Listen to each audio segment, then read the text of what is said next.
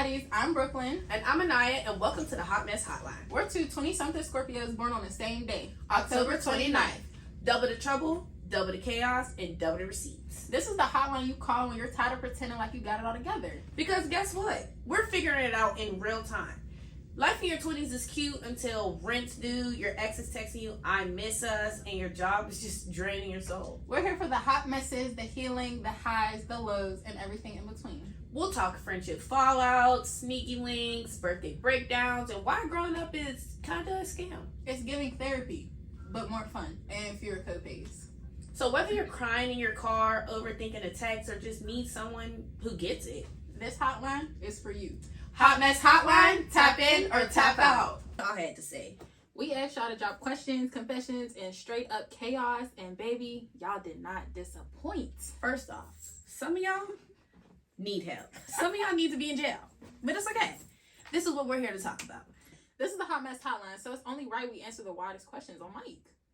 First question, what have you found the most challenging being a girl in your 20s?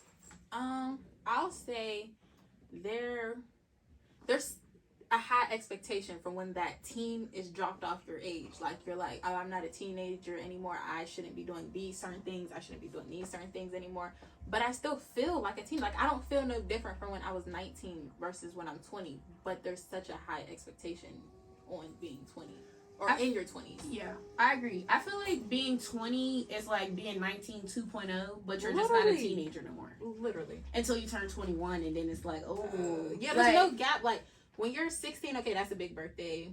When you're 18, that's a big birthday. And then it's like 19, 20. It's like you're on pause. Yeah, until you're 21, and then you can really go do something. Yeah, you can actually start to live life. But I feel like once you turn 21, then I feel like it's like a big pressure on you. Literally. But it's like, it's 21. That's it. Like, but I must slap that card on that table. And I remember we were talking like the other day or yesterday, and you were saying like how like 20 is like so close, like 5 years from being 15 and 5 years from being 25. Yeah. Like, which direction do I go in? Like, I'm confused. Like 5 years ago, I was planning my Sweet 16. Literally, bro. I just got my years, license. And in 5 years, I'm going to get kicked off my parents' insurance. Exactly. I'm not going to like, oh, absolutely. I'm confused. I don't get it. Exactly. Like, it's giving ghetto. It's ghetto here. I don't like growing up. It's a scam. Yeah, it is. See, that's the part that becomes a scam, because why all of a sudden do I not have to pay insurance, and then I turn 26 and now I got to pay insurance? It's like, why is that the cutoff age? Like, what's so important about? I don't like that. I don't like nothing to do with that. I feel like I just need to be the baby. But yeah, being 20, it's cool, like growing up and being able to do all the things that you were like allowed to do.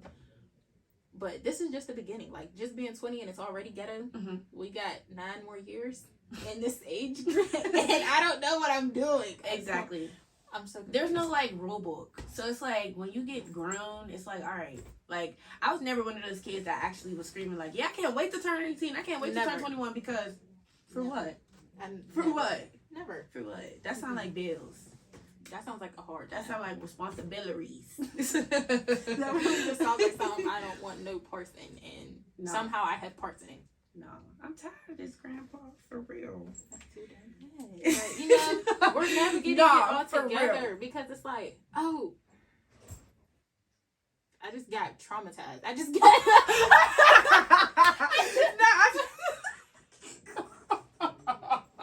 No, red carpet. I started thinking about something. She couldn't fathom the thought. She literally could not fathom the thought. I hate it. My goodness. Like, I just had like that's a razor vision. No, for real. And I didn't like nothing I saw. No, that's real. Because like, first of all, if I'm 30, if I turn the age of 30, and I don't have something like literally something to be proud of and look back on and be like, oh yeah, I did that in my 20s. I need that foundation. No, for real. Like, I'm literally gonna be so disappointed. Like, I feel like a lot of people when they're in their 20s, depending on like which route you take, I feel like sometimes they let their 20s be like, oh, I'm gonna sit down, and then they want to be 30 and out and about. Like, no, I'm trying to be on that right now. Right now, today. I'm on that. I'm just trying to figure out how. Foot on next. Yeah. I'm just trying to figure out how I'm going to do it. No, for real. No. For real. Okay. Cool. So the next question is, why do we start this podcast, Aniyah? Honestly, if you didn't know, I'm a hairstylist and I talk to clients all day, every day, and you are one of my fellow clients. Yes, and I feel like there's just so many. I've noticed that there's just so many things like as a young person that I either like can relate to, or like like it can become a deep conversation, and I'm like, why not record it? Totally. What are you thinking? I'm literally a yapper. Yeah. I can yap all day, and I like talking to people that aren't dense. Like, you can actually not be so surface level, and you can actually have a conversation and see both sides of it. You can have debates about it. I can see your point of view. You can see my point of view. So that's literally why. Honestly, she brought the idea to the table. She's like, I want to do a podcast. And I'm like, you want to know what's crazy? Interesting.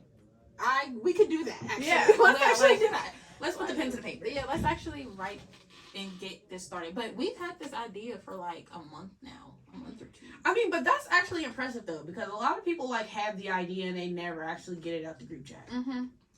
Look at us making it out the group chat. You made it out the group chat. But also too, like, I don't mind a yapper because I am a fellow yapper. I know sometimes like I'm a good listener as well because sometimes I'm a fellow talker. But I'm also takes, I feel like, a certain understanding to be able to listen and talk at the same time, like, and then be able to be like, okay, I agree to disagree, or like have different point of views, and then don't turn into a freaking argument, like, because it's not all that. It's just my opinion. How are you mad at my opinion? Exactly. But like mostly, honestly, our opinions be the same, y'all. She has my brain, unfortunately, and that's bad for y'all. That's honestly literally terrible. Unfortunately, that's terrible for y'all. It's like I'll say like, you want to go rob the bank? And she's like, I mean, I was already thinking that. And I'm just like, wait a minute. Like, and then she'll ask me that, wanted me to say no. Girl, you know I'm gonna. Exactly. Like, literally, it's like the blind leading the blind. But we ain't blind for y'all. Yeah, like, no, we know what to say. We know what to say. We know what to do. But do we do it? We're the coaches, not the players. Exactly. We can give y'all the advice. Exactly. Exactly. Do as I say, not what I do. Please. Exactly. Literally. Exactly. Yeah. Exactly. You see? We agree. We agree. So, I mean, there's going to be episodes where, of course, we're going to have probably two different ideas of something, or there might be things that you necessarily don't agree with us on. But if you have something like that, let us know. So the question is, biggest risk you took that actually paid off? Okay, I'll let you start. Okay, so I think my biggest risk was moving out of state for school, even though that my whole family pushed for me to stay in state, to stay close to the family, because I'm from a really close-knitted family, so they were all like, stay home, go to Point Park, go to Duquesne, stay close to family, and I felt like I had a point to prove, so I moved out of state. Like, I was like, nah, because I'm a first-generation college student, so like nobody else in my family went to school, so I'm like, I gotta show them that school is worth something, that you can go to school, that we can make this happen. So I went to school and I went out of state, and I wouldn't come home. Like, I would try to get them, I would try to make it seem like I'm having so much fun, and I was having fun, but I missed my family so much. I missed my friends, I missed my family, I missed everything back home, but I wouldn't come home because I'm like, no, I can't make it seem like I'd rather be home than be at school. So you're stubborn. So yes. Okay, basically. And nobody said that. Nobody's told me, oh yeah, you gotta go do this, and if you're at school, you better stay at school. Nobody told me that. I told myself that. Yeah. So mine never mattered, basically. Literally. Yeah. So like, the biggest risk I took was leaving and adventuring out. Because I feel like in order to grow, you do need to leave. You need to leave environments. You have to have something to miss. And I feel like if I would have stayed in Pittsburgh, I would have started to hate the city that is actually my home. So like, when I'm away, I have something to miss. I miss both places. If I'm in Ohio, I miss Pittsburgh. If I'm in Pittsburgh, I miss Ohio. So yeah, I would say that's like the biggest risk I took that I'm still taking, but I'm happy that I took it because junior year approaching, y'all. Hey, to be continued. Yes. Like, you're gonna see her, and you're gonna be on the journey with her and me. For me, I feel like mine was starting out to be an entrepreneur so young. That wasn't necessarily always my goal. Like, I saw myself going to school to be an engineer, which is probably one of the craziest things that you can pick. But I was so interested in it, and that was just something that I wanted to do. But I was so good at so many other things that I just took the risk of being an entrepreneur. And I feel like that now, I feel like a lot of people like who don't have the mindset like, oh, I have to go to school to be successful is one of those like big things. And I've defined many odds. Like I can say in the 5 years that I've had my business, I have started something that I didn't even know that it could be. Like I'm in hair stores. I am being featured by so many like knowledge, like I don't even know what they call them. Like what are they called? Like notable people, like like that's what I was going to say, but I'm like, is that the word? Yeah, but like like stuff like that, or like my upcoming events, my pop-up shop. Make sure y'all come out August 9th, period. But like even doing stuff like that and bringing other people together, like I never thought that little old me was going to be doing something like that. Would have such a big turnout like that. Like, exactly. Y'all wanted to come to my event. Exactly. Like y'all support me in this ways, and even though like we're in the process of it now, I'm starting to see that people believe in me, maybe sometimes more than I believe in myself. And that's like because I took that risk.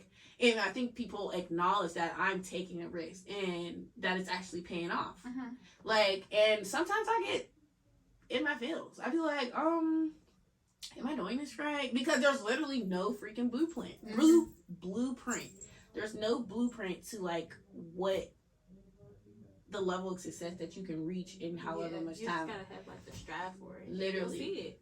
But can I ask like why? Well, I think you might have answered, but like why do you feel like that paid off? Like you leaving? Because I realized like I'm not at my best potential when I'm here. Like I'm not the best. There's so many distractions. You know everybody here. Everybody knows you. That's real. The city can either be supportive or it could be your biggest hater. And it's like I was just saying, you just know somebody that knows somebody that just knows somebody, and that person might not like you. Now you're just in some mess that you don't need to be in. And it's like, if I'm away, it's out of sight, out of mind. I cannot deal with a Pittsburgh problem. That's what I call everything, a Pittsburgh problem. I understand. It's out of my control. And that was my problem too. I used to stress about things I can't control. So it's like, if I'm there, how much stress that stayed away? It makes no sense. Right, so, yeah, but you want to talk about like how your last pop-up shop, like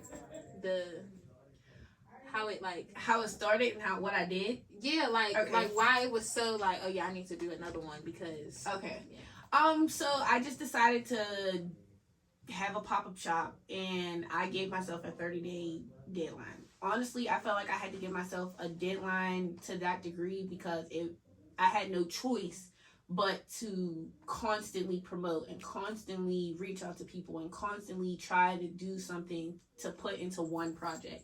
Like if I was to give myself like 5 months, then it was easier for me to be like, oh, actually I don't want to do it, or like actually like give up. And I'm like one of those people that's like, I have to do it just because I said it.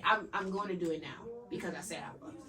And that was a big risk. Honestly, that was a big risk. That was something I've never done before.